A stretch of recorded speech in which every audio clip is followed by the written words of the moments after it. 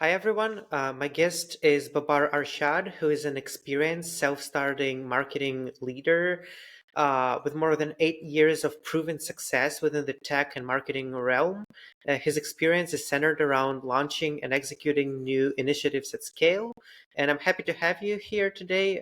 Please, Babar, share your story, who you are, what you're working on, and yeah, excited to talk to you. Thank you, Danny. Thank you for having me. So real quick, I love to start off with the fact that I love to build. I'm somebody who loves to build products and teams, brands and dreams. So I've built products for myself, teams for myself, brands for myself, and I'm working on my dreams, and I help people do the same. It's a very broad spectrum of things, but all this is enabled through technology and marketing. um, I have a business background. I don't have a technical background by education. I was born in Pakistan. I went to one of the best schools in Pakistan for my undergrad. I came to the States. I went to a local state college, not any of the best colleges, but learned a lot from there in terms of exposure and how the US market operates. And from there, I understood the importance of technology and the digital world. As soon as I finished college, did not drop out. I finished college. I started my first company. It was called Influencer Hub. It was a platform connecting social media influencers and brands. I left my job to start my company. One of the initial starter mistakes that I made was that from there, the next, and this is 2018, the next couple of years were tough just because I was trying to self fund the company and I was not able to raise investment. um, I had big players to compete with. In about 2 years, I have this, I have this mantra that God doesn't let your effort go to waste. So my effort started giving me results, but in some other form. I did not earn through Influencer Hub.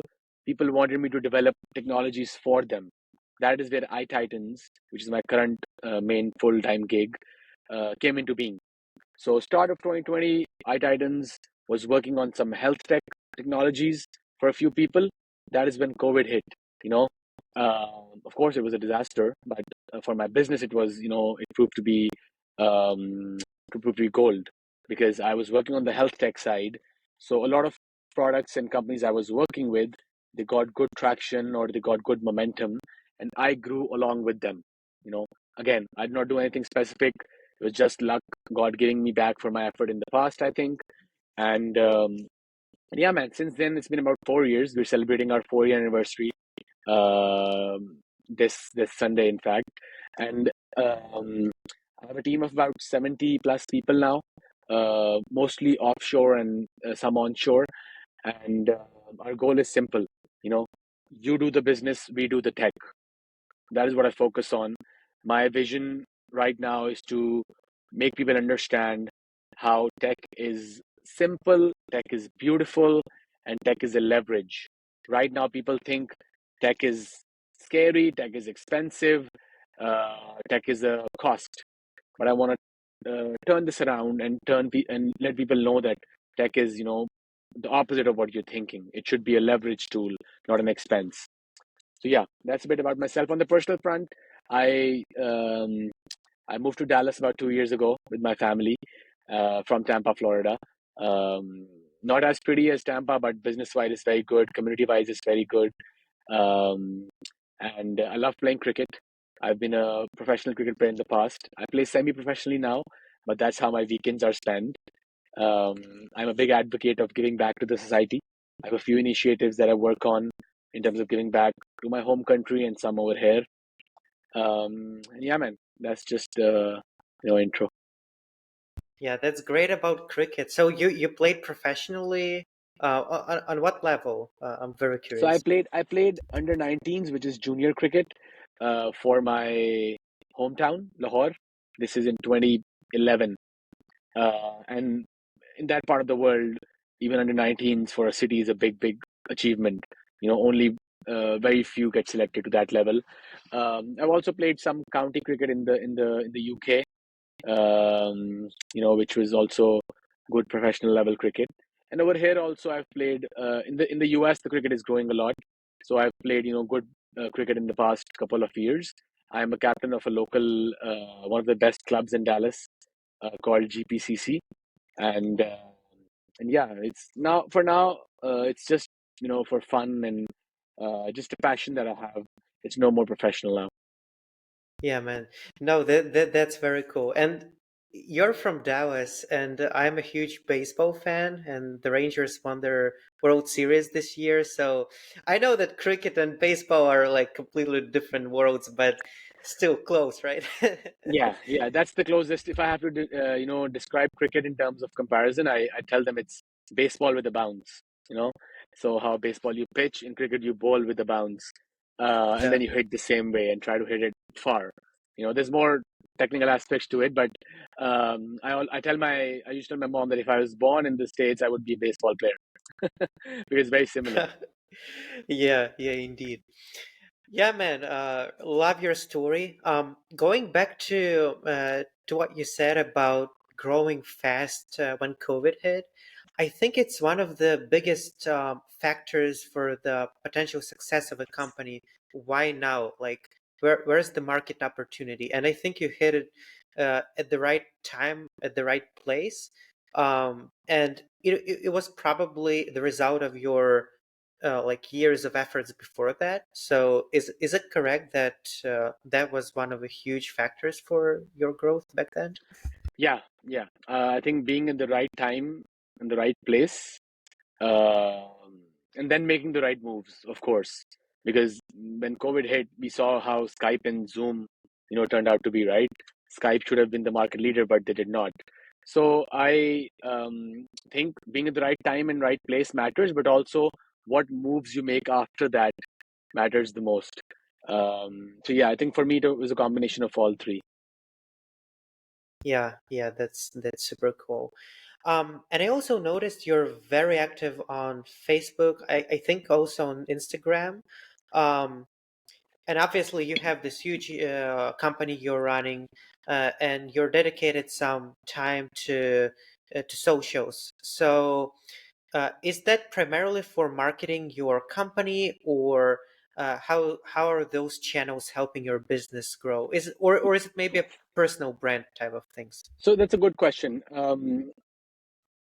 I believe, and this is what I've learned in the past few years, right? Especially after COVID.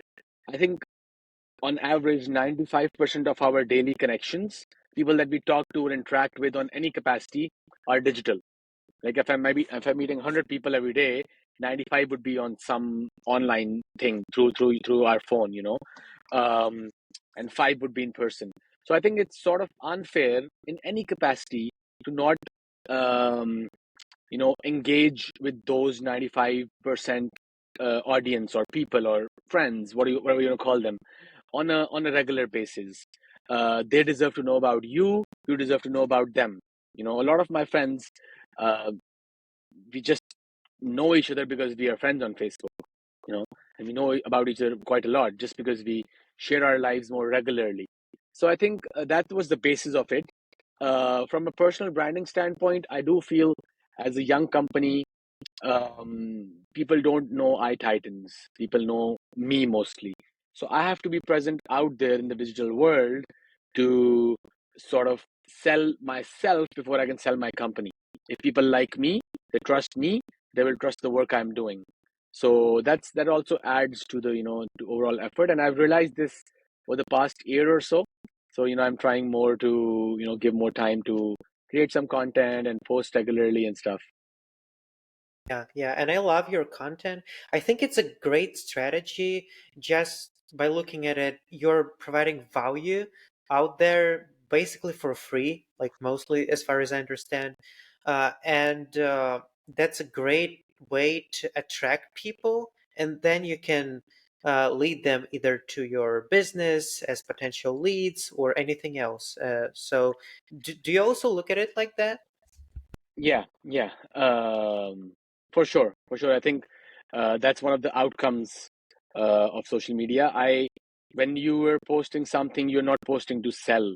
You know, you'll never hear me or most of people who are creating content trying to quick, right away sell. We're only trying to add value, um, being present and being relevant in today's, scroll world is very important. So if you're able to stay relevant, hey, Danny knows what I do and Danny sees me regularly. So he remembers me. That's the only goal. When Danny needs something related to tech, he will come to me because he's seeing my work, he's seeing me every day. So I'm on the top of his mind when it comes to, okay, mobile apps, portals, websites. So that's the goal. And I've seen a lot of old friends, even, who I did not connect with, come back to me, one after I started posting content that, hey, oh, you're doing this. I need an app made. I need a website made. I need a portal made. So I think the sales or increasing the business part is the outcome of the value and the relevance that you're pouring in every day.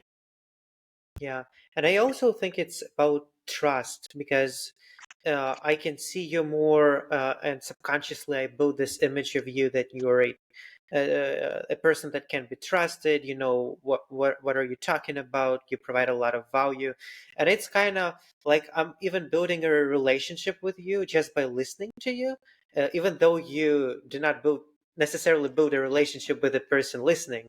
And I think it's playing a huge positive factor for any potential customer or whoever might be interested in your services or just connecting for any other reason. Yes, and that's very true. I totally agree with that. Yeah, at one of your videos, you were talking about vision, and I want you to maybe elaborate on that. I think you mentioned that vision is very important for building a business, a company. So, what's your stance on vision? I think the business vision, and of course it has to align with your personal vision, is the most important thing when it comes to making any sort of relationship. It can be a relationship with your employees, with your vendors, with your partners, with your customers. um, if the vision does not align, I think there's no partnership or no relationship to be had with any of your stakeholders. If the vision aligns, then the process of following that vision can be different. Danny and Babar want to build something together which has X vision. Their way to go towards that might be different. And that's the beauty of it. But the vision, the long term strategy has to be aligned. There's no 2 cents about it. And I've learned it the hard way with a few, broken partnerships and with a few um, ruined relationships, I would say, the lack of better word. I still try to be cordial with everybody that I have a fallout with in any capacity. But it sucks to see that some people that you worked on for years, suddenly you realize that the vision is no longer, coherent. So, so I think with any of your stakeholders, you need to have regular discussions on your vision because people are people, right? Visions, goals, alignments might change, but that's something that you really have to sort of touch on as much as you can. Yeah, yeah. And many people sometimes are afraid of that, right? Because it's like talking about something that might potentially raise a little bit of a conflict, or you might necessarily not share the vision and you don't want to bring that up. So, what's your maybe advice on how to have those conversations and how to not be afraid of talking about that Yeah. stuff? Yeah, I think a brick in time saves nine. So, if you're not going to address it today, it's going to come and pinch you in the butt tomorrow. And this is across different industries and different types of situations. But if something is giving you a little bit of, cold shivers to talk about, then do it today. Yeah, definitely. Because I'd say 70% of my guests who are entrepreneurs, startup founders, business people, they all have stories of, as you said, ruined relationships, Mm, and it's such a huge part of this. And sometimes it seems like you also have to have some kind of a gut feeling about the person when you start a business relationship. Say you have a business partner, a co-founder. um, do you have any advice on how to kind of make sure that you can work with that person, that you shared that vision, but also like you have similar values and it's just a person you want to work with. Yeah, yeah. There's a saying in our religion, and I'm sure it's in a lot of religions. I'm a Muslim, so I can quote my religion that if you want to really know somebody, either work with them or travel with them or sleep with them, like have a sexual relationship with them. You know, so I think, and they've said work number one. I think when you work with somebody, you get to know that person inside out. Sometimes people say different things, but they're actually different. And that's not because they're bad people or they're hiding something, it's just because sometimes they don't even know. So I always try to start my relationships off um, by doing a small test run. Let's say if I'm hiring a employee, I'll usually give them a project first. I'll keep them on a few months probation first. If I'm doing a partnership, I'll keep it short term first. Let's try 6 months and then talk about big long term things. So trying out your partnership with somebody, whatever capacity it is, on a smaller level, will give you the real insight about that person you know so I think it's very important, if possible. It's not always possible that you try out on a trial basis. you know it's not a free trial. You always, there's some cost to it, but that cost is much better than suffering in the long term. Yeah, great advice on that. um But I still think that even if you have that probation period, you're definitely gonna know the person much better, and it's gonna give you much more understanding about the person and do you want to do business with them. But still, sometimes you see those stories when like people work together for years and then one person betrayed another person. So is there like a solution to that? What do you think? And that's a human problem. I think people change. People, they fall weak at certain points in their life. All of us would have, at certain points in different capacities. Uh, we're only humans after all. So the, the I wish there's a solution to knowing this. Probably when AI takes over, then we would know that how robots will act, or not even that. They might have their own mind. So so I don't think there's any solution to changing human psychology and human emotions and people falling weak. It's just fate. It's a lot of good communication, and then it's up to God to keep the right people in your life. I'm a big believer. My mom tells this to me, that I'm a the type of people you meet in your life and how they stay in your life is a lot of fate also.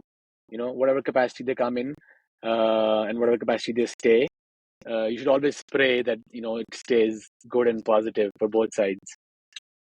Yeah, yeah. I think it's a great philosophy just to have in life and see life in that way.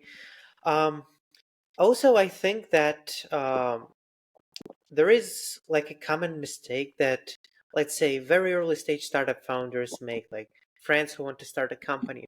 They do not start a legal relationship, just trusting each other, and that might be a huge mistake moving forward, even if you trust the person, right? Yeah, that's totally true. And I've learned this the hard way also. Worked with a friend, did not work out. Long term, ruined the relationship also. Um, Whatever you say, in the end, relationships do get ruined if you have a bad experience together. Can be any relationship. So what I try to do now is I do quick MOUs, memorandum of understanding, even before doing a contract with somebody.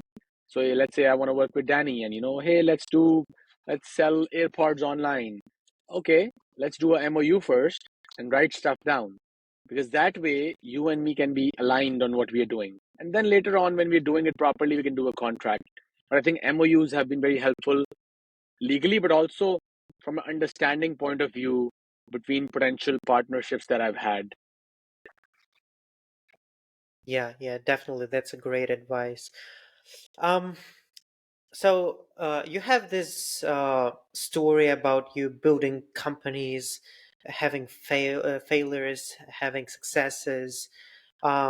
What are the top learnings that you would share with people so that they do not either make those mistakes again or just have this mindset that they need to have when building business relationships, whatever. Yeah, I think the top failures I've had, including my first startup, Influencer Hub, um, are that um, don't put all your eggs in one basket, you know, unless you're really sure about that basket. Number two, don't build and then sell. Try to build and sell together. If you can sell before building, that's the best place to be in. And hey, I have sold this piece of land before actually, you know, refining it, doing the mowing and whatever it's needed. So these are the top two learnings that I came across from my failures for my company. And then that's more philosophy than than a learning. As I said in the start, effort is never going to waste. It's always going to come back. You have to stay on it. You can't give up if one company, one idea fails. You have to keep exploring. As an entrepreneur, always you have to keep open eyes and ears, because sometimes there must be something lying right in front of you, and because you're too focused on this road, you're unable to see this gold lying on the side of the road. You know so I think that is also very important, and it turns out to, giving good return if you have your eyes and ears open. I think, yeah, that's my top three things. Yeah, thanks for sharing that. Um, you're currently running a service-based company, an agency basically. Would you ever consider moving on, like in the future down the road, start a product-based company, Yeah, maybe SaaS or yeah, yeah. anything? Yeah. Interestingly, I have a couple of SaaS-based companies. Again, my main gig is this, but I have about 30 odd people working with me in a couple of other companies that I'm working on. I'm a product-based person. I'm a long-term vision person. I think services is good with the right people. So now I try to choose my clients very carefully because I need their vision to be aligned with my vision, or else it's like a toxic job, And as entrepreneurs, we all don't want to be doing jobs. We want to be doing our own thing. So services is only to make money with the right kind of partners, and I want to keep this avenue open because it's good, quick money, you know. But product is what my heart lies in. I'm building a couple of good products. My first company failure was a product. The one I'm doing now is called K Hub, Commerce Hub. It's an ERP solution for wholesalers and distributors. I've spent I spent a lot of money on it uh, till now, and it's giving good traction. Still of course not broken even because I spent a lot of money building it, but I'm very hopeful that it will. And there's going to be one day where my products are working and I'm sitting in a beach somewhere and seeing that I'm getting some return. Services is ongoing. You have to be there to keep it running in some capacity. I know some people say that, hey, I can be hands off and my company will still run, but think about dying. If you die, will your company still work the same way? So I think services is tough. With products, it's easier. So I'm a product based person. I'm working on a few things. They're not big enough to be shown and announced and all that, but they're very exciting things. But again, that's about not putting all the eggs in one basket, right? You have the service-based company, you have a product-based company, you have constant revenue streams you can reinvest, and that way you kind of build this thing, and it's just less risky to do that, and you still can hit that success, or let's say your product hits the product market fit, you grow very fast. You still can do that even though you have multiple ventures at the same time. Yeah, yeah, that's very true. It's about keeping your risk divided. Product is high risk, right? Because you're investing so much, so much, so much, and then it might just fail, like my first one did. And services is more safer because you can keep getting work and keep getting work done and keep earning money. So I think, yeah, balancing your risk is very important. Yeah. Um, before we end, I want you to maybe a little bit promote what you're doing. Maybe someone is interested in services. Yeah, First of all of the links will be in the description. But can you just tell a little bit more about what kind of services you usually provide for yeah, for customers? sure. Thank you for the opportunity. So as I said in the start, we build tech. We digitize your business in a way that it gives you more efficient returns. So we are not a expensive tech company. We are a company that helps you scale your business by the use of technology and the use of marketing after technology. We build websites, we build mobile apps, we build portals. Our strength is solving complex business problems through technology. And I one of the biggest selling points for us is because of a combination of offshore and onshore talent, we're able to provide the best pricing along with great quality. And I have a lot of use cases to prove that quality, um, to show examples before we work with somebody. But yeah, that's what I'm trying to sell. Yeah, that's great, man. And as a last minute word, is there anything else you want to share or tell people, anyone, entrepreneurs or people who are just interested in building stuff, like anything you want to share with them? Yeah. Um, I think, and this comes again from strong uh, morals that my parents have inculcated in us, is that giving back to society is very important. Giving back in whatever forms and ways you can. Some people can give more money. Some people can give more time. Some people can give, uh, you know, more vision and more alignment to the society. So I think giving back is very, very important. Whatever you can to uplift the society, especially where you are from and where you're living. I think it comes back at least 10 times. My personal understanding or personal belief is that whatever you give back, God, whatever God you believe in, is going to give you back at least 10 times. If it's money, money. If it's time, time. If it's something else, something else. I've really seen my life, sort of go on a upward trajectory from the time that I've sort of been giving back more and more. So I think as entrepreneurs, sometimes we just focus on too much risk reward sort of a concept, effort and reward. Hey, we will put in effort, we'll get reward. But for everybody who believes there is a God, there is fate, there is luck, there is prayers. So make sure that you use these catalyst tools, because sometimes they will work out for you in ways that you cannot even think about, or you cannot even imagine. So yeah, that's just an ending note. Yeah, I'm so glad to have you here today, Babar. Thanks for coming. Thanks for sharing everything. And yeah, glad to have you here. Thank you so much, Danny. I think you're doing a really good job. I've seen some episodes with other people also. I'm looking forward to seeing this continue to grow. Sure. Thank you, man. Thank you. Bye bye.